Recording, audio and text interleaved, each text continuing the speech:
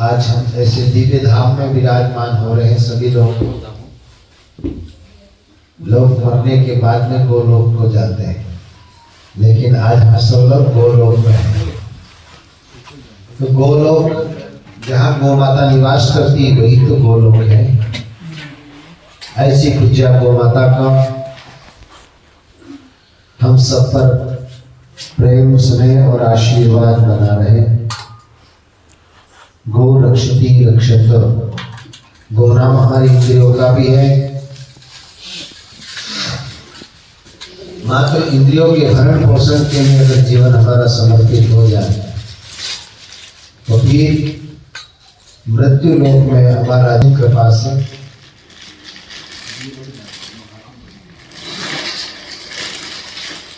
हो गया।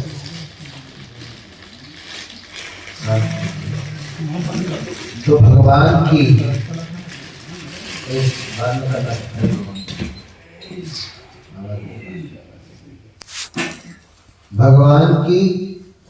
अहेतु कृपा हमारे ऊपर है कि सबसे उत्तम परमात्मा ने हमारे लिए जो कार्य किया है, मनुष्य शरीर दिया।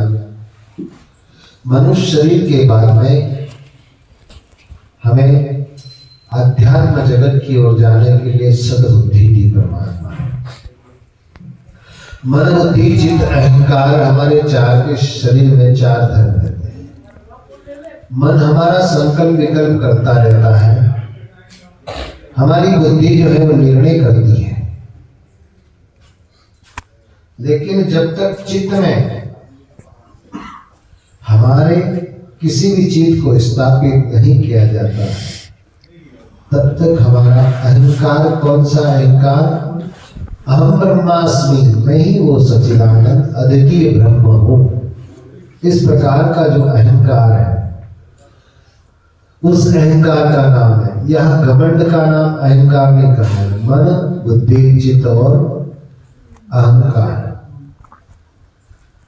यहाँ तीनों गुणों से परा, सतोगुण रजोगुण और तमोगुण से परा जो अहम ब्रह्मास्मि वाला अहंकार है, वो जीव का कल्याण करने के लिए अनेक जन्मों के पुण्य उदय होने के बाद एक मनुष्य शरीर मिलता है, और मनुष्य शरीर के बाद में भगवान की कृपा से हमें पुण्य सलीला रेवा माय जैसी दिव्य धारा की परिक्रमा करने की प्रेरणा ऐसे महापुरुषों ने एक आदि काल में मार्कंडेय ऋषि ने इस परंपरा को प्रारंभ किया। मार्कंडेय ऋषि कहते हैं कि प्रलय काल में भी जिस देवी का विलोप नहीं होती हो, ऐसी पुण्य सलीला मां नर्मदा की परिक्रमा जीवन में कम से कम एक बार तो अवश्य करना चाहिए। क्योंकि सब काम हम जो है अपने द्रव्य के बल पे कर सकते हैं, लेकिन पुण्य कार्य जो है वो भगवान की बिना कृपा से नहीं हो सकते। तो भगवान की कृपा जब होती है जब हमारे ऊपर कोई संत कृपा करे। महापुरुषों ने जब जो उपदेश किए जिन जिन लोगों को, ये भारत भूमि संतों की भूमि है, सनातन संस्कृति की भूमि है। जिस धर्म में सबका समावेश है,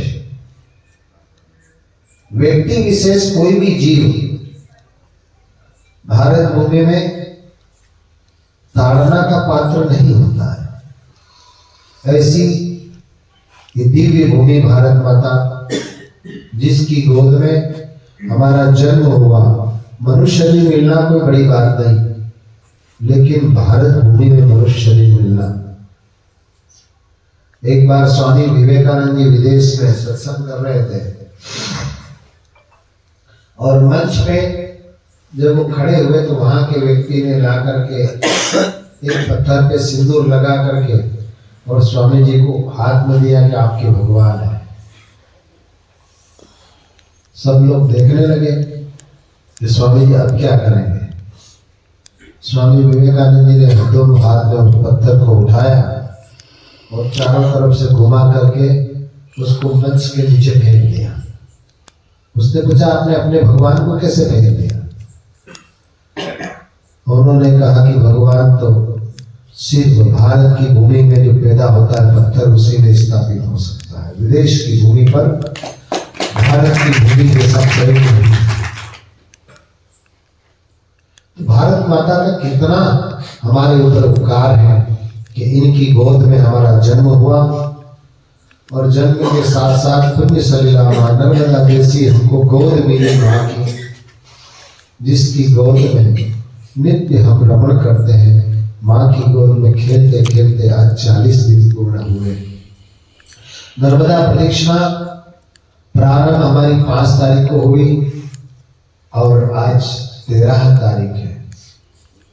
13 तारीख के दिन 40 दिन पूर्ण करके इस गौ माता के पावन धाम पर श्री मंडलेश्वर की पावन धरा पुण्य सलीला मां नर्मदा की गोद और दूसरा जहां गौ माता विराजती हो वो तीर्थ बन जाता है।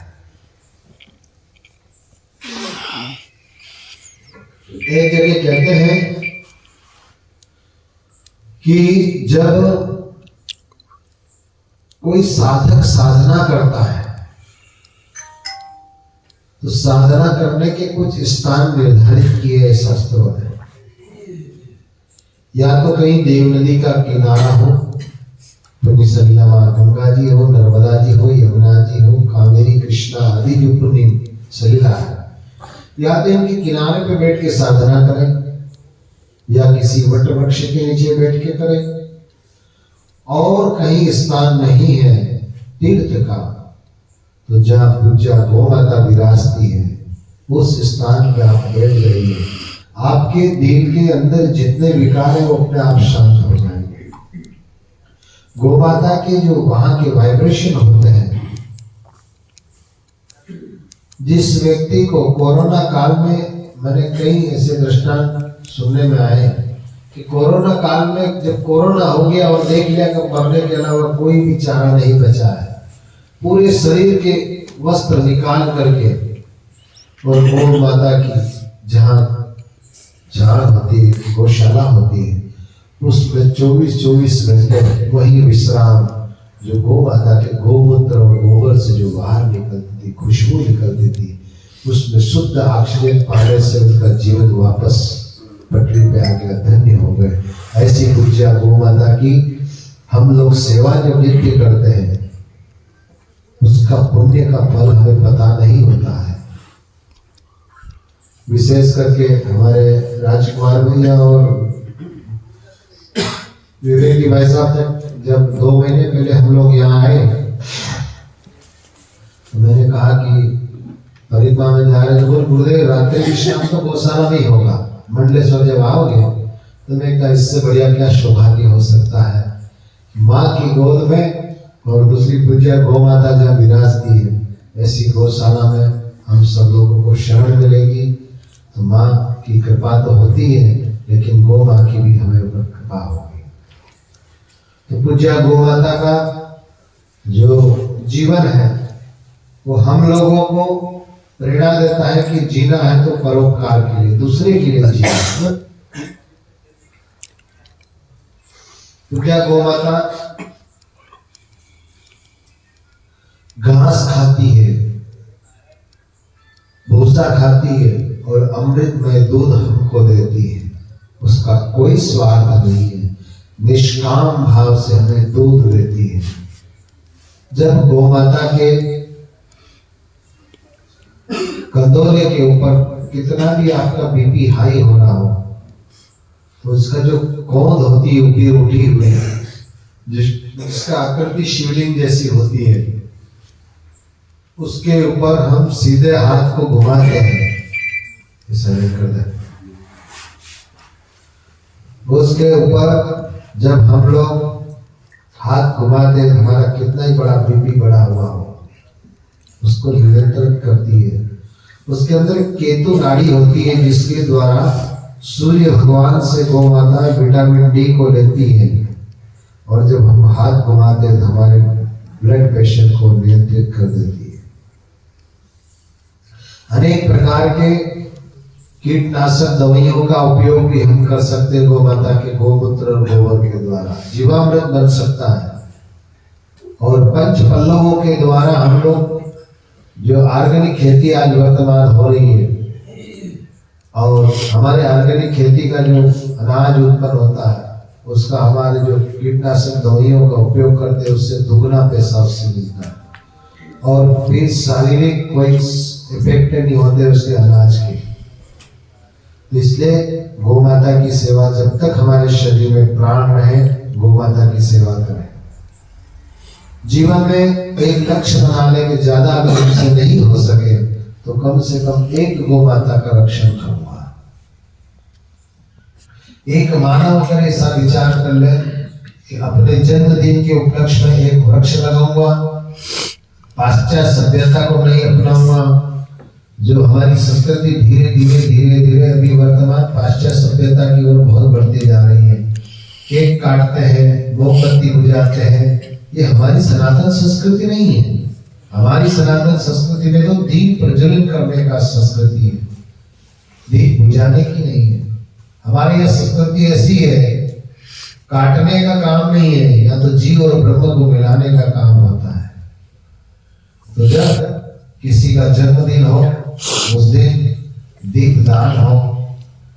हमारे परिवार के सभी लोग, मान लो कि 20-21 दीपक आपने ले लिए और चारों तरफ से दीपक जमा दिए चौरस में, स्वास्तिक बन जाएगा। और बीच में सबसे बड़े जो दीपक, एक बड़ा दीपक लीजिए, उसको मध्य में रख दीजिए। जब मध्य में आप रखेंगे तो वो दीपक को जिसका जन्मदिन है उससे प्रज्वलित करवाइए। बाकी दीपक आप परिवार के सब लोग दीपक जला दीजिए। आपका दीपदान भी हो जाएगा, स्वास्तिक भी बन जाएगा। और जब घी का दीपक बनेगा, घर में घी की खुशबू आएगी, तो हमारे यहाँ कहते हैं कि 1 किलो गाय के घी में 1 टन ऑक्सीजन उत्पन्न करने की क्षमता होती है। ये वैज्ञानिक, नासा के वैज्ञानिकों ने भी इसको रिसर्च करके सिद्ध कर दिया। पहले उन्होंने कहा कि भाई इससे यज्ञ होते हैं जिससे प्रदूषण होता है, तो प्रदूषण नियंत्रित करने के लिए उन्होंने मशीनें लगाई कि भाई इससे कितना प्रदूषण बढ़ता है। तो पाया गया कि अगर प्योर गाय माता के घी को हम यज्ञ के अंदर आहुति देते हैं तो जितना एरिया 1 टन ऑक्सीजन में शुद्ध होता है, उतना 1 किलो गाय के घी के द्वारा वो एरिया शुद्ध हो जाता है। इतनी गौ माता की महिमा है। हम गौ ग्रंथ के द्वारा जो दीपक करते हैं तो घर में दीप के द्वारा भी प्रदूषण नियंत्रित होता है। पहले हमारे यहाँ माता लोग भोजन करती थी, भोजन बनाती थी, पहले 5 ग्लास चूल्हे में डाल करके घी में लगा करके नैवेद्य लगाती थी। अब तो धीरे धीरे वो गैस वाले सिस्टम में सब लोग संस्कृति भूलते जा रहे हैं। पहले सबसे पहली रोटी जो है गौ माता की निकलती थी, और अंतिम में जब थोड़ा आटा बचता था वो कुत्ते के लिए रोटी निकलती थी। अब धीरे धीरे पूरी संस्कृति बदलती गई। पहली रोटी तो नौकरी जाते हैं तो पति देवता को खिला देते हैं सब लोग माइया, तो वो हो गए। आप जानते हैं कैसे बन गए पति देव। और अंतिम में आखिरी रोटी गाय के कुत्ते के लिए निकालनी, वो खुद खा जाती है, तो उनकी वृद्धि भी वैसी हो जाती है। इसलिए हम लोगों को हमारी जो सनातन संस्कृति पंच यज्ञ करने की, अतिथि देवो भव, अतिथि देवो भव की जो संस्कृति थी, जिस अतिथि के साथ हम लोग आए, हम अतिथि नहीं है, हम मेहमान होंगे। जिसकी आने की तिथि निश्चित हो और उसको आपने आमंत्रित किया है, निमंत्रण दिया है, तो वो जो है आपके मेहमान हो गए। और जो महापुरुष अचानक आपके घर पे आ गए, मान लो कि कोई संत आ गए आपके द्वार पे, आपने बोले महाराज अभी आएगा, हमको तो पता नहीं था, भोजन तो हमारे यहाँ बना नहीं है। आपका अतिथि धर्म क्या है? जब वो महापुरुष आए, बोले स्वामी जी आप 5 मिनट आप बैठिए, अभी गरम गरम में चाट फुल्के आपके लिए तैयार कर देते हैं, कर देता हूँ, कर देती हूँ। जो भी घर में उपलब्ध हो वो लोग, यदि अतिथि धर्म का आप लोग चाहते पालन हो तो निश्चित ही अपने द्वार से कोई भूखा नहीं जाना चाहिए। ऐसी संस्कृति हमारी वेद परंपरा में संस्कृति थी। एक बार कहते हैं कि महाराजा मनु शत्रुपा और उनकी कन्या का नाम देवहूति था। देवहूति विवाह के योग्य हो गई तो महाराज मनु ने विचार किया कि देवहूति का विवाह ऐसे महापुरुष के साथ हो जो कामी नहीं और गुण में परिपूर्ण हो। उस समय जो कदर्म ऋषि थे वो बड़ी साधना में तरलीन थे। उन्होंने विचार किया कि इस महापुरुष के साथ इनका विवाह किया जाए। जब तीनों कदर्म ऋषि के आश्रम पहुंचे तो कदर्म ऋषि ने 3 आसन डाले। तीनों के लिए 3 आसन डाले। एक पे महाराज मनु बैठ गए, एक पे माता शत्रुपा बैठ गई। एक आसन जो बचा था, देवहूति को पता था कि मेरे माता पिता मेरे को जो है यहाँ पर मेरे पति को मेरा प्राणी ग्रहण करने के लिए, देखने के लिए आए हैं और उनके मेरा होने वाले मेरे पति देवता है। यदि मैं इस आसन पर बैठ जाती हूँ तो मेरा पतिव्रत धर्म नष्ट हो जाएगा, और आसन पे अगर नहीं बैठती हूँ तो अतिथि धर्म नष्ट हो जाएगा कि अतिथि के सत्कार के लिए आसन दिया और मैंने आसन पे नहीं बैठी।